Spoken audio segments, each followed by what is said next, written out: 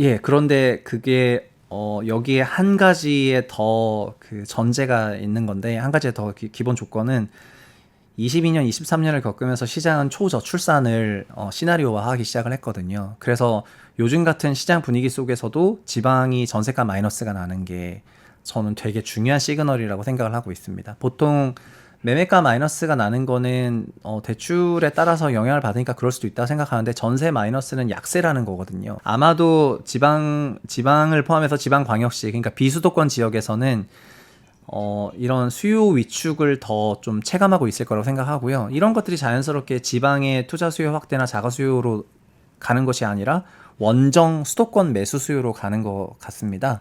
그래서 지금은 이제 피크아웃 시나리오를 어느 정도 내재화한 그런 부동산 시장 모습이어가지고, 과거처럼 서울이 오르면은 수도권 오르고, 수도권 오르면은 지방 광역시 오르고, 광역시 오르면 지방 소도시 오르는 이런 온기가 퍼져나가는 그런 이론이 아니고, 지금은 그냥 피크아웃 시나리오 속에서 수도권 중심축으로만 집중하고, 그 다음에 외지 거래가 빈도수가 늘어나니까 자연스럽게 유명한 그런 대단지 중심으로 거래가 많이 솟구치는 것 같습니다.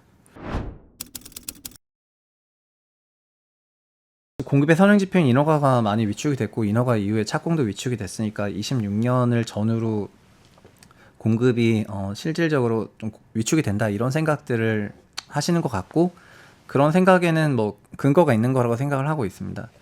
다만 이제 많은 이거는 계속 기시감이 있는데, 2015년에도 그 당시 강호인 국토부 장관이 올해 인허가가 너무 많다, 2018년에 대폭락이 올 것 같다, 약간 이런 비슷한 발언을 하셨고, 실제 인허가가 공급이 굉장히 준공이 늘었음에도 불구하고 대폭락은 없었고 강세장이었거든요. 마찬가지로 이제 미래 시점의 그 시장은 그 시점의 매크로 상황과 대출 상황과 수요 상황을 반영하는 거거든요. 부동산은 기본적으로 그 공급되는 것이 수요 대비 3년 후행해서 따라오기 때문에, 그 3년 미리 시점의 상황을 지금 이미 반영하고 있다고 저는 생각을 하지, 3년 후에 그때 그게 반영되지는 않는다고 보고 있어가지고요. 그래서 오히려 그런 내용들이 지금 더 조급함을 만들어내가지고 지금 선수요로 땡겨져 오고 있다고 해석을 하고 있습니다. 그 서울 아파트 매도 매물 건수는 계속해서 이제 역사적 최고가를 갱신을 하고 있죠. 그거는 저는 그렇게 해석하거든요. 아까 말씀드린 것처럼 서울뿐만 아니라 수도권이 전반적으로 2015년부터 22년 뭐 3, 4년을 거치면서 바닥에서부터 2배에서 2.5배 올라왔거든요. 그래서 어느 정도 가격 상승이 상당히 있었기 때문에 그거를 그냥 정리하고 싶어하는 수요도 많았는데, 매수세가 없었기 때문에 팔지 못했던 게 많았다고 생각을 합니다. 근데 이제는 매수세가 어느 정도 붙었으니까 이제 내놓는 물량이 좀 많아지는 거 아니냐, 이렇게 생각하고요. 근데 월간 거래량 대비해서는 매도 희망 물량이, 월간 거래량이 오르면 오를수록 저는 매도 희망 물량 더 오른다고 생각을 하고 있고요. 그래서 어느 순간 종국에는 그런 것들이 다 거래되지 못할 거라고는 해석을 하고 있습니다. 저는 시장에서 정부에 대해서 그 여러 가지 생각이 있겠지만, 제가 정부를 바라보는 방식을 말씀드리겠습니다. 현 정부는 주택 자산 가격의 등락에는 큰 관심이 없습니다. 그거는 22년에 이미 증명을 했습니다. 22년에 주택가격이 22년 2분기부터 전국 주택가격 마이너스, 22년 6월부터 서울 주택가격이 마이너스로 빠지고 있는 과정에서도 정부는 전혀 개입한 바 없습니다. 근데 오직 미분양이 월 8천 건 늘면서 그 4만 건 찍고, 그 다음에 PF 문제가 되기 시작한 22년 9월부터 돌아섰습니다. 그래서 PF를 지난 1.5년 동안 유보시키고, 올해 하반기에 PF를 매도를 하면서 정리하자, 이런 계획을 세웠기 때문에 정부가 관리하고 있는 부동산 시장은 PF 시장입니다. 근데 이 PF 시장 중에 이게 잘 정리가 돼야 되는데, 혹시나 가계대출 DSR 2단계로 인해서 수요가 위축될까봐 일단 그것조차도 9월로 밀어버렸거든요. 그러니까 GDP 대비 가계부채를 100% 이하로 낮추고 막 이런 것들을 정부가 굉장히 잘하고 싶어하는 그런 과제라고 생각했는데, 그것조차도 뒤로 빼버렸다는 거는 PF에 대한 관리가 훨씬 중요하다는 거고, 그거는 PF는 결국 우리나라 GDP와 생산을 건드린 이슈이기 때문이거든요. 그래서 현 정부는 생산에는 굉장한 관심을 기울이고 있지만 자산의 등락에는 별 관심이 없습니다. 그래서 저는 이렇게 생각하는데 올해 하반기에 PF 시장이 다 정리가 되고 나면은 다시 그냥 거시적으로 타이트한 그런 금융 규제가 재시작될 거라고 생각을 하고 있습니다. 그래서 현재의 이런 강세장은 연말까지라고 봐요. 그 기조 자체가 전반적으로 그러니까요. 그렇게 해석하고 있습니다. 그 이유는 종전처럼 PF 시장이 어느 정도 정리가 됐고 성장률에 문제가 되지 않을 거라고 생각이 되는 시점부터는 다시 금융 규제를 강화하고 그리고 가계 대출에 대해서 이제 긴축적으로 나오면서 거시 건전성 지표에 좀 더 치중할 거라고 생각을 하고 있거든요. 지금은 생산이라는 GDP 거시 경제가 올해 무너질까봐 그런 거를 이제 받치고 있는 거라고 해석을 하고 있다 보니까 그래서 시장의 생각도 뭐냐면은 거기까지 읽고 그러면 올해 안에 뭔가 어떻게 해야 되겠네라고 생각을 하는 것 같습니다. 그러니까 내년부터는 다시 규제 긴축책이 시행이 된다고 생각하면은 올해가 그나마 약간 완화적인 거잖아요. 그리고 DSR 2단계만 하더라도 현재는 은행에 주담대만 가상금리를 더하는 건데 4분의 1만 2단계 시행하면은 은행의 주담대와 신용대출의 가상금리를 2분의 1을 더하게 되고 25년 7월 시행 예정인 DSR 3단계를 하게 되면은 그냥 모든 대출의 가상금리 100%를 더하게 되니까 대출 한도가 완전히 위축이 되거든요.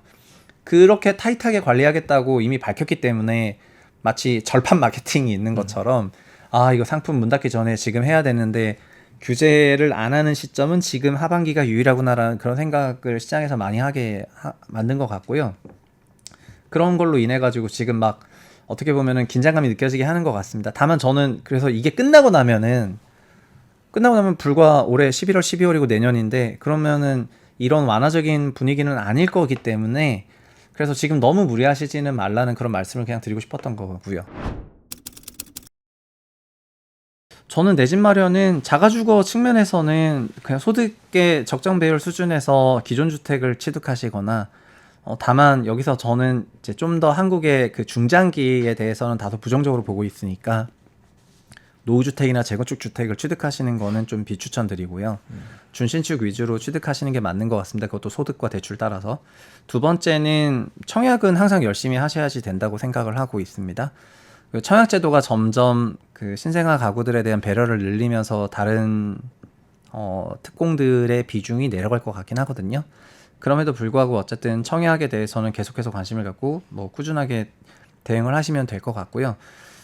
제가 그냥 제일 기피하라고 말씀드리고 싶은 거는 그냥 투자를 목적으로 12억이 넘는 초고가 주택이나 9억 넘는 고가 주택을 전세 끼고 매수하는 거 이런 플레이를 이제 좀 지양하시라는 그런 말씀을 드리고 싶습니다. 올해 하반기에는 여러 완화적인 분위기 속에서 서울 아파트가 강세로 갈 거라고 좀 예상이 되지만 그렇지만 올해 말 내년부터는 수급적인 요인, 정책적인 요인 그리고 부동산 시장은 유동성을 따라가는데 내년부터는 좀 긴축적인 그런 유동성 환경이 있을 거라고 생각을 해가지고 조금 보수적으로 보고 있어서요. 22년의 경우에는 좀 이례적인 폭락이었고요. 네.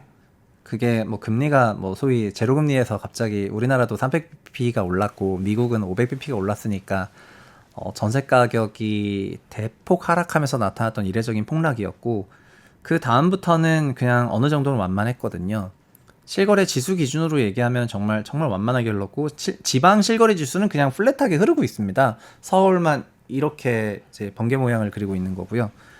근데 그런 맥락에서 보면은 그냥 실거래 지수가 아주 완만하게 움직이니까 하락도 없고 급상승도 없는 그냥 신경을 안 써도 되는 그런 시장처럼 갈 거라고 보고 있어가지고 저는 그게 막 나쁜 시장이라고 생각은 안 하고 있습니다. 위든 아래든 급격하게 움직일 때가 더 대응이 기민해야 되기 때문에 굉장히 스트레스가 많은 시장이거든요. 근데 올해는 하반기는 그런 맥락에서 스트레스가 좀 많은 시장일 것 같고요. 내가 어떻게 막 대응을 해야 되나 이런 고민이 많으실 것 같고 내년부터는 전혀 그렇지 않을 거라고 생각을 하고 있습니다. 정부는 지금 PF를 해소하는 과정에서만 조금 시장을 살리고 싶어 하는 것 같고 자산 가격 자체에는 큰 관심은 없어 보이거든요.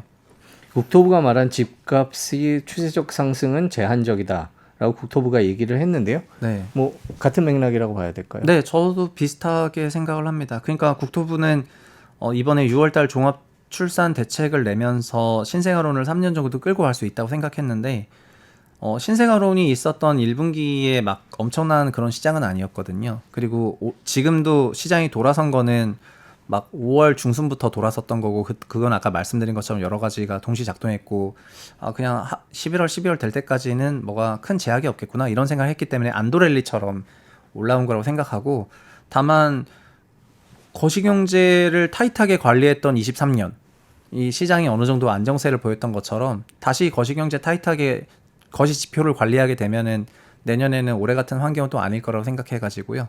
그래서 저는 PF가 정리되는 뉴스가 어떻게 보면은 기존 주택 시장에 굉장히 중요한 시그널일 수가 있어서 그거를 집중해서 보시면 좋을 것 같습니다. 오늘 말씀 여기까지 듣겠습니다. 긴 시간 고맙습니다. 예, 감사합니다.